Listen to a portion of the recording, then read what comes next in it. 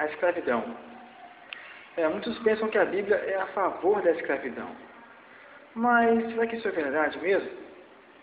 Em Efésios capítulo 6, versículo 5, e em Colossenses capítulo 3, versículo 22, vão dizer que os escravos têm que obedecer a seus donos. Então, à primeira vista, parece sim que a Bíblia é a favor da escravidão. Só que se a gente continuar lendo esses textos, a gente vai ver que os donos tinham obrigações para com o escravo. Obrigações de justiça e igualdade. E eles tinham que entender que, aos olhos de Deus, todos são iguais. E que assim como nós somos servos de Deus, eles também são nossos servos. E da maneira que tratarmos a eles, Deus também nos tratará. Portanto, na Bíblia, a escravidão era permitida.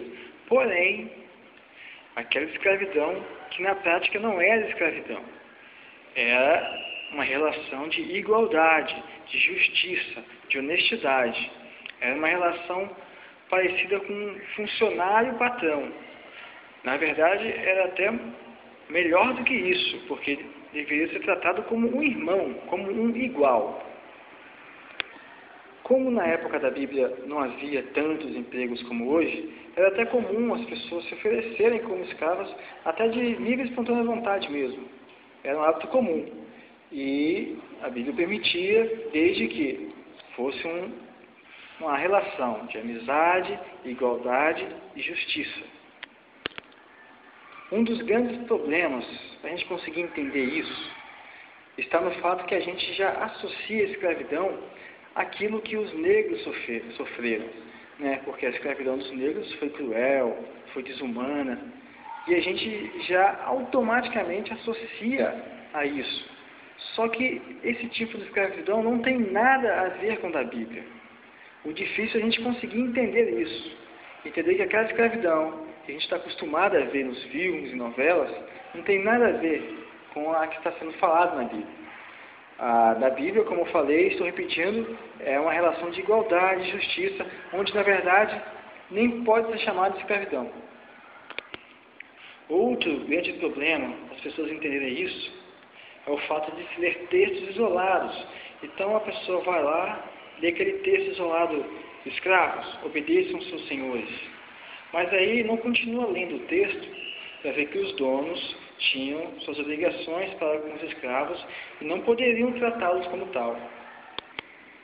Sobre essa questão de textos isolados, é interessante que as pessoas que querem condenar a Bíblia só pegam textos que as favorecem. Por exemplo, em 1 Coríntios capítulo 7, versículo 21, 22 e 23, a Bíblia vai dizer que Deus não aprova que ninguém seja tratado como um escravo, e que qualquer um que for tratado assim tem total liberdade para fugir. Saindo um pouco do vídeo, preciso explicar que quem quiser ler 1 Coríntios 7 precisa saber o seguinte: que as pessoas que se convertiam e eram casadas ficavam com dúvidas se tinham que se divorciar. As pessoas que eram solteiras ficavam com dúvidas se tinham que se casar. Os escravos também com dúvidas no que fazer. Paulo vai falar o seguinte: olha, cada um que é casado continue casado, quem é solteiro continue solteiro, quem é escravo não precisa ficar com vergonha, mas caso queira fugir, fique à vontade. Nem todo mundo sabe, mas tem um livro na Bíblia que o tema central dele é a escravidão. Esse livro todo vai falar disso. Esse livro se encontra no finalzinho do Novo Testamento. O livro de Filemão vai falar só sobre isso. Então, se você quiser tirar suas próprias conclusões, é só ler. E ali fica até bem claro que a relação que tem que haver entre um escravo e seu dono é de amizade, de igualdade, e vai dizer até mais: é uma relação de irmãos amados. Em 1 Pedro, capítulo 2, Pedro vai falar que a gente, que é cristão, deve sempre fazer o bem, deve sempre fazer a coisa certa, mesmo que seja para pessoas que não mereçam, mas devemos sempre fazer. Esse princípio também se estende aos escravos. Então Pedro vai dizer lá em 1 Pedro, capítulo 2, versículo 19 e 20, que os escravos também deveriam sempre agir corretamente mesmo para com os servos, mesmo para com os donos que eram maus. Se o dono fosse mau, eles ainda tinham que fazer as coisas certas e seguir no caminho do bem. E que é louvável diante de Deus os escravos que sofriam por isso. Aí alguém pode pensar, poxa, é louvável aos olhos de Deus que alguém sofra? A essência do louvável não está no sofrimento. O louvável é o escravo se manter honesto e íntegro, e no caminho do bem, mesmo em situações ruins. Isso que é louvável. O ato de praticar o bem, o mesmo ato que Jesus fez. Mesmo sendo injustiçado, continuou no caminho do bem. E, diga-se de passagem, nesse texto, não está dizendo que o escravo está proibido de fugir, caso queira.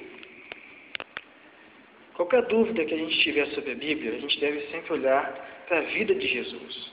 Jesus era a Bíblia que andava e falava. E Jesus falou o seguinte: amarás o teu próximo como a ti mesmo, e trate o outro como você quer ser tratado. Ou seja, esses dois ensinos de Jesus deixam claro que de forma alguma a Bíblia é a favor da escravidão cruel, mas sim daquela que na prática nem escravidão é, que é a que eu falei durante todo esse texto. Saindo agora um pouco da Bíblia e entrando na história recente da humanidade, a gente sabe que a igreja, por muito tempo, aprovou a escravidão de forma cruel. E aí vem a pergunta: como que a igreja errou tão feio assim? A resposta é simples. Nem tudo que é dito em nome de Deus foi Deus que disse. Muita coisa diabólica é feita em nome de Deus. Por isso, não engula tudo o que a igreja diz. Reflita primeiro. Mas sobre essa questão da igreja, eu vou falar no próximo vídeo. Agora faz assim: esquece tudo que você sabe por um tempo, tudo que te ensinaram. Olha para a Bíblia com carinho, para Jesus. Aí sim, você tira o que é bom, o que é ruim, independente do que você concluir, que a gente continue sendo amigo e irmãos. É assim que eu penso.